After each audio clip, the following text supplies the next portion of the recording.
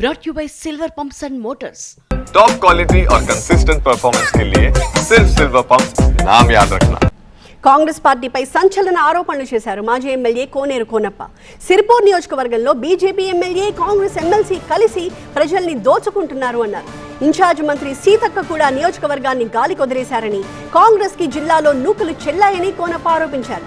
ఇప్పటికీ ఎప్పటికీ కేసీఆరే తన దేవుడని, అలా అని బీఆర్ఎస్ లోకి యూటర్న్ తీసుకునే ప్రసక్తే లేదని కూడా చెప్పారు. మాజీ ఎమ్మెల్యే కోనేరు కోనప్ప ఇంకా ఏమన్నారు, ఎలాంటి వ్యాఖ్యలు చేశారు, టీవీ9 ఆదిలాబాద్ కరెస్పాండెంట్ నరేష్ ద్వారా తెలుసుకుందాం. సిర్పూర్ నియోజకవర్గంలో అసలు ఏం జరుగుతుంది, కాంగ్రెస్లో పరిస్థితి ఏంటి, ప్రస్తుతం కాంగ్రెస్లో కోనేరు కోనప్ప ఉన్నట్టా లేనట్టా తెలుసుకునే ప్రయత్నం చేద్దాం. కాంగ్రెస్ పార్టీలో కొనసాగుతున్నట్టుగా కాంగ్రెస్ పార్టీకి గుడ్ బై చెప్పినట్ట ఎట్లా చూడాలి? కాంగ్రెస్ పార్టీలో మా అవసరం ఉందన్నట్టుగా వాళ్ళు భావించట్లేదు. ఎన్నికల వరకే మా అవసరం ఉందనుకుంటాను. మేము రాజీనామా చేసినాం, ప్రతిసారి రాజీనామా చేసినాం అంటే కొంచెం మాకు కూడా ఎబ్బెట్టుగా అనిపిస్తుంది. ఆ పార్టీలో మాకు సంబంధాలు లేని దూరం ఉన్నాం. పార్టీకి లైన్ దాటి ప్రవర్తించలేదు. కౌశిక్, నేను పార్ట్నర్షిప్ ఫర్మ్ స్టార్ట్ చేయడం బెస్టా, ప్రైవేట్ లిమిటెడ్ కంపెనీ స్టార్ట్ చేయడం బెస్టా? ఎందుకు అంత కన్ఫ్యూజన్? ఎక్స్పర్ట్ తో మాట్లాడు. ఎక్స్పర్టా? ఎలా? బాస్ వాలా బీ ద బాస్. ఇప్పుడు బీఆర్ఎస్ పార్టీలోకి వెళ్తారన్న ఆరోపణలు కూడా పెద్ద స్థాయిలో వస్తున్నాయి. ఎందుకంటే కేసీఆర్ని ఇప్పటికి కూడా మీరు దేవుడు అంటున్న ప్రక్రియను భాగంగానే బీఆర్ఎస్లోకి వెళ్తారు కోనప్ప అని చెప్తున్నారు. ఆయన మంచి చేశాడు కాబట్టి మంచి చెప్తున్నా. ఆయన దేవుడు, ఇప్పుడు ఈ నిమిషం కూడా ఆయన మాకు దేవుడే. ఎందుకంటే గూడెం దగ్గర బ్రిడ్జి కట్టారు, ఆ బ్రిడ్జి ఎవరి తరం అయ్యేది కాదు. ఆయన బ్రిడ్జి కట్టాడు. ఇలా వందల మంది, వేల మంది అలా దాని మీద ప్రయాణం చేస్తూ ఉన్నారు. ఎన్నో కుటుంబాలు బాగుపడ్డాయి. ఆయన 51 బ్రిడ్జీలు ఇచ్చాడు, 300 కిలోమీటర్లు కొత్త రోడ్లు వేశాడు. ఈ ప్రాంతానికి ఏ సమస్య తీసుకుపోయినా ఆయన సానుకూలంగా స్పందించి, మాకు కావాల్సిన అభివృద్ధి, మాకేం వేరే అవసరం లేదు కదా. ఈ ప్రాంతానికి మేము కోరిన అభివృద్ధి అడిగాము. ఈ కాంగ్రెస్లో కూడా మేము అభివృద్ధి అడిగాము కదా. మేమేమో అడిగాము? మాకు ఇన్ఛార్జ్ ఇవ్వమని అడిగామా, టికెట్ ఇవ్వమని అడిగామా, లేకపోతే మాకు కాంట్రాక్ట్లు అడిగామా, లేదా నా పెండింగ్ బిల్లులు ఇవ్వమని అడిగాను? నేనేం అడగలేదు కదా. సీతక్క గారిని అడిగాను నేను, అమ్మ మాకు రోడ్లు ఇవ్వమని అడిగాము, తప్పేం కాదు కదా. మరి మీరు నన్ను నేను 3 సార్లు ఎమ్మెల్యే చేసినాడిని, నేను ఎన్నిసార్లు అడుగుతాను మిమ్మల్ని?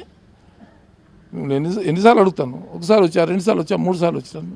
మీరు ఒకదానికి స్పందించలేదు. మీరు నేను వేసిన 60,000 ఓట్లే మీకు సంతృప్తి అనిపించింది. మీకు ఆనాడు పార్లమెంట్ ఎన్నికల్లో నాతో పని తీసుకుని, నాతో ఓట్లు ఎంచుకుని, దాని తర్వాత మీరు ఏమి చప్పుడు చేయట్లేదు. మీరు ఇది పద్ధతేనా అని అంటున్నాను నేను. పార్టీ ఎందుకు నష్టం అవుతూ ఉంది? ఇట్లాంటి వాళ్ళు మాయ మాటలు విని, ఇటువంటి చెప్పుడు మాటలు విని పార్టీ నష్టపోతాం. ఈ నియోజకవర్గంలో కాంగ్రెస్ పార్టీ పరిస్థితి గురించి మాట్లాడుతున్నాను. ఇక్కడ ఉన్న డీసీసీ అధ్యక్షుడు అయితే ఏంటి, ఆయన నిన్న కూడా ప్రెస్ మీట్లో చెప్తా ఉన్నాడు, కాంగ్రెస్లో కొద్దిమంది వెన్నుపోటుదారులు ఉన్నారు, అదేదో మీటింగ్లో చెప్తా ఉన్నాడు. ఆ వెన్నుపోటుదారులు ఎవరో మరి మీరే వెంట పట్టుకుని తిరుగుతున్నారు కదా. ప్రజల్లో సేవ చేసి ఉన్నాం మేము, ప్రజల్లో దోచుకొని లేము మేము. కాబట్టి కాంగ్రెస్ పరిస్థితి ఘోరంగా ఉందంటే వాళ్ళు చేసుకుంటున్నారు. అది కోన పునరుద్ధి పెట్టి మా దగ్గర రండి, మేము ఇస్తాం మీకు. ఈ బ్రోకర్ పనులు నడుస్తూ ఉన్నాయి.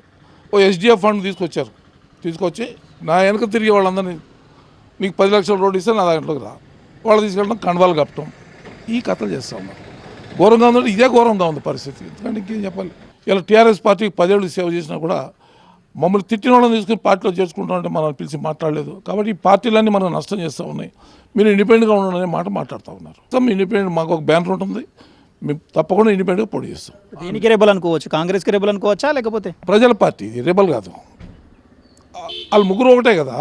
ఇక్కడ బీజేపీ, కాంగ్రెస్, ఇంకా వాళ్ళు అందరూ కూడా టెంట్లో కూర్చుంటున్నారు, ఒకరికొకళ్ళు ముచ్చట్లు చెప్పుకుంటున్నారు, టెలిఫోన్లో మాట్లాడుకుంటున్నారు.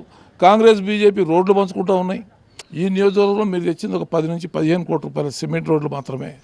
అవి తెచ్చి బ్రోకర్ వాళ్ళకి, నా వెనక మనం తిరిగే వాళ్ళకి ఇచ్చి మీరు ఇక్కడ డ్రామాలు ఆడిస్తూ ఉన్నారు. ప్రజలు గమనిస్తాను, అన్నీ తెలుసు ప్రజలకి. మనం ఇది ఓవరాల్గా కోనేరు కోనప్ప చెప్తున్నది, కాంగ్రెస్ జెండా ఎజెండా ప్రజలకు దగ్గరగా లేదు. ప్రజలు సిర్పూర్ నియోజకవర్గంలో ప్రజా సేవకు దగ్గరగా కాంగ్రెస్ పార్టీ ప్రభుత్వం లేదు. ఇది కోనేరు కోనప్ప కీలక వ్యాఖ్యల తర్వాత ముచ్చట.